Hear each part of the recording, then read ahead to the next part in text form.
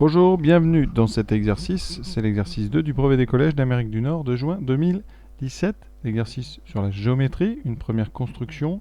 Et ensuite, on va utiliser le théorème de Pythagore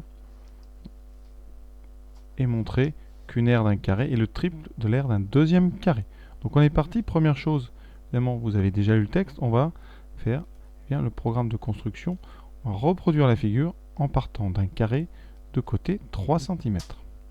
Voici le logiciel GeoGebra donc, qui va m'aider à construire. Donc construire le carré, ça je l'ai fait, voilà, il est prêt. Maintenant tracer un cercle de centre A et de rayon AC. Donc je prends l'outil ici, cercle, je connais donc le centre c'est A, le rayon c'est AC. Donc ici vous voyez, je vais tracer ce cercle. Ensuite je recadre la figure, puisque je ne l'ai plus en entier. Voilà, la première étape, donc ici, est faite. Et vous voyez, on est bien déjà pour l'instant. Ensuite, l'étape suivante, c'est de placer le point E à l'intersection du cercle et de la demi-droite AB. Je vais donc tracer la demi-droite AB. Alors, demi-droite AB, j'ai un outil, c'est celui-là. Voilà. Donc, voilà ma demi-droite. Le point E se trouve à l'intersection. Donc, ici, je fais intersection donc, du cercle avec la demi-droite. Et je pointe ici, donc, renommer le point E. Voilà. Maintenant, eh bien, je dois construire un carré DEFG. Je prends donc l'outil segment et je trace le côté, le segment DE. Maintenant, il va falloir que je trace un carré. Donc un angle droit ici en D, je prends mon équerre, ici une équerre virtuelle, je la place sur le côté et je fais glisser, vous voyez, et comme ça, je trace une droite qui va me donner la direction de mon côté, ici DG. Ensuite, il y a plusieurs façons de faire, mais là, vous pouvez maintenant utiliser un compas pour faire ici donc un cercle de centre D et de rayon DE. Comme ça, ici, à cet endroit-là, eh bien, vous trouverez, alors je vais mettre tout de suite un point, ici, donc un point qui sera le point G. Donc, renommé point G. Le cercle, par contre, ici, vous n'êtes pas obligé de l'afficher, donc je vais l'effacer. Voilà. Ensuite, maintenant, vous prenez, eh bien, là c'est pareil, vous avez le choix. Soit vous continuez avec l'équerre, soit vous continuez avec vos cercles. Si vous faites vos cercles, eh bien, vous faites un cercle ici, de rayon D. Ça vous donnera ici un arc de cercle sur lequel se trouve F, et vous faites le même cercle, mais de rayon de centre E. Voilà, passant donc par D. Et l'intersection de ces deux cercles, ici, eh bien, ça va être le point F. Et il est déjà renommé, donc c'est bon. Alors, par contre, voilà, pour qu'il s'affiche. Maintenant, qu'est-ce qui se passe? Eh bien, vous effacez vos deux cercles. En général, vous ne tracez de toute façon que des arcs. Ici, la droite, on l'efface. Et maintenant, on trace nos 4 segments. Alors, si vous voulez un carré un petit peu colorié, vous pouvez faire polygone. Ici, vous avez donc. Voilà. Et si vous voulez en voulez un deuxième, ici, autour de ABC. D. Et voilà, exactement. Le même dessin. Moi, c'est du marron. Eux, c'est du gris. Si vous préférez, vous allez dans Propriétés, Couleur. Vous mettez un léger gris. Ici, alors celui-là est peut-être un petit peu plus foncé, on verra. Vous voyez, et vous pouvez accentuer aussi sur GeoGebra, même si c'est de la décoration, vous pouvez ici mettre plus opaque, vous voyez, regardez, ça rend le gris plus foncé. Voilà, et ensuite, eh bien, vous faites pareil avec le deuxième, couleur, ici vous mettez du gris un peu plus clair, et par contre, voilà. Et voilà exactement le même dessin. On a fini. Alors, dans la question 2, maintenant, AB vaut 10 cm. C'est un dessin beaucoup plus gros. Et on vous demande de montrer pourquoi alors AC égale racine de 200 cm. Donc cette question 2A. On va déjà regarder sur le dessin, essayer de repérer les côtés AC et AB. C'est très important. Donc AC, c'est la diagonale de notre carré ici, vous voyez. Et AB, on l'a ici. Comment donc trouver AC quand on connaît AB? Eh bien, AC, c'est l'hypoténuse ici d'un triangle ABC. Et comme ABCD est un carré, ici vous avez bien deux côtés égaux, qui sont égaux à 10.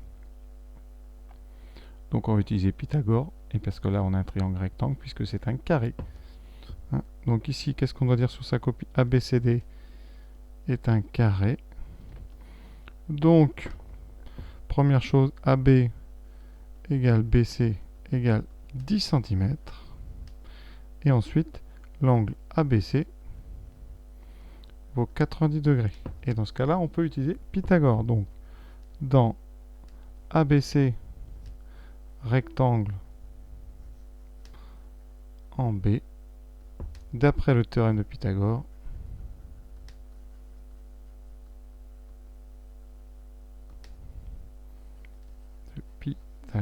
eh bien on a donc l'hypoténuse au carré, AC carré, qui vaut la somme des carrés des deux autres côtés. Donc AB carré plus BC carré. Alors ce qu'on cherche, c'est AC carré. On obtient donc AC carré qui vaut AB carré, c'est-à-dire 10 au carré, plus BC carré, 10 au carré. On obtient 100 plus 100,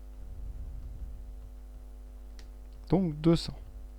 AC carré vaut donc 200, et donc AC vaut racine de 200. Toutes les longueurs étaient en centimètres, donc c'est 200 cm. On a fini la question 2A. Question 2B, expliquez pourquoi AE égale racine de 200 cm. D'ailleurs, AE, c'est donc égal à AC. Alors pourquoi est-ce que AE serait égal à AC? Eh bien, si vous voyez, regardez bien la figure. Donc ici, mon triangle, lui, il ne m'intéresse plus. Il m'a servi à calculer donc mon racine de 200. Par contre, ce que vous pouvez remarquer, eh bien, c'est que quand on dessine AE et AC, voilà, bien, il y a quelque chose de très particulier. C et E sont tous les deux sur le cercle de centre A. Donc, ça veut dire eh bien, que la longueur AE et AC sont des rayons. C'est donc les mêmes. Et comme AC vaut racine de 200, on a fini, on a trouvé AE. Donc, on va dire tout ça. Premièrement, C et E appartiennent au cercle centre A et de rayon AC qu'on a tracé au départ. Appartiennent au cercle de centre A et de rayon AC. Donc, eh bien, AC est égal à E est égal au rayon. Et comme AC vaut racine de 200, ça fait donc égal racine de 200 cm. Donc question 2B, c'est plié. Maintenant, 2C. Un petit peu plus dur le texte. Montrez que l'aire du carré DEFG, donc le grand carré, est le 3 fois l'aire du petit carré.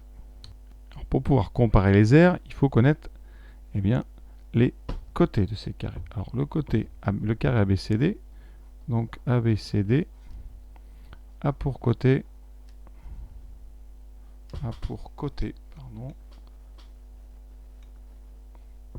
10 cm.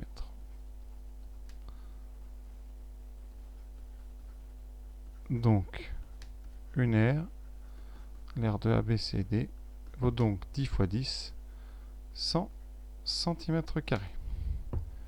Maintenant, on s'intéresse à EDGF, le grand carré. Donc, il faut que je calcule DE. Alors, regardez bien sur le dessin. DE, c'est donc ce segment ici. Pour calculer cette longueur, eh bien, on va se placer dans un triangle qu'on voit bien ici, le triangle AED, qui est rectangle en A. Et on va donc réutiliser encore Pythagore. Alors, on va dire, donc, ABCD est un carré, donc BAD égale 90 degrés. De plus, on a besoin des longueurs. Eh bien, AD est égal à 10 cm, pour la même raison, c'est un carré. Et AE, on l'a déjà calculé tout à l'heure, c'est racine de 200 cm. Eh bien, on va utiliser Pythagore dans le triangle ADE, ou AED, c'est le même, donc dans le triangle AED, rectangle en A, d'après le théorème de Pythagore, eh bien on a l'hypoténuse, donc ED au carré, qui vaut AD carré plus AE carré. AD carré, ça fait 10 au carré. Donc 100 plus racine de 200 au carré. Alors 10 au carré, donc 100.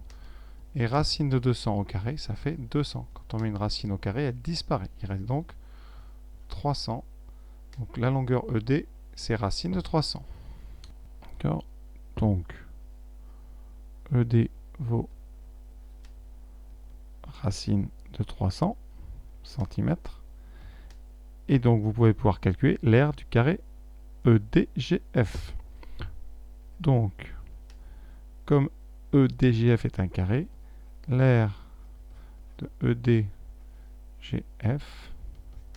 eh bien c'est ED au carré, parce que c'est un carré justement, et ED au carré, c'est racine de 300 au carré, hein, c'est ce qu'on avait trouvé tout à l'heure, c'est 300. Et ici, ce sont des centimètres carrés. Eh bien, on a trouvé 300 ici, hein, regardez bien. Donc 300 ici pour l'aire de la EDGF, et ici, alors EDGF j'ai écrit, mais dans le texte, hein, on peut parler de DEFG, c'est le même. Sauf que j'ai tourné dans un autre sens, et on avait trouvé R de ABC égale 100. Vous voyez, qu'est-ce qui se passe?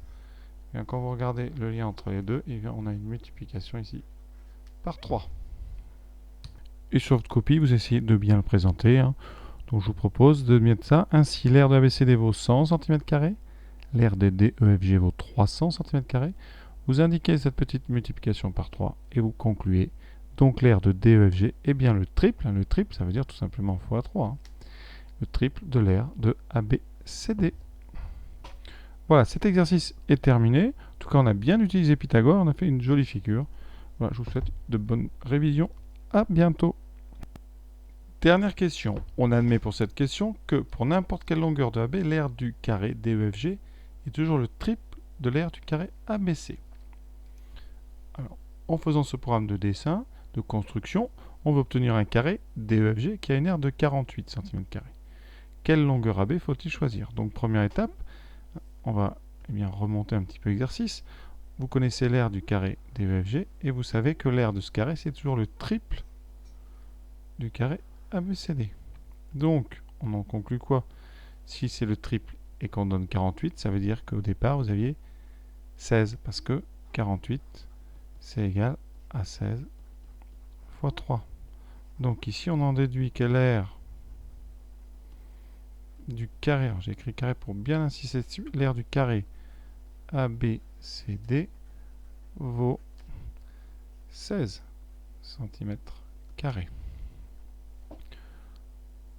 Or, l'aire de ABCD vaut, côté au carré, AB au carré. Donc, eh bien, AB carré doit être égal à 16. Et donc, AB vaut 4, puisqu'on a des longueurs. Donc, on a un nombre positif. Voilà, AB égale 4 cm. Voilà, l'exercice est terminé. Je vous souhaite bonne continuation dans votre travail. À bientôt.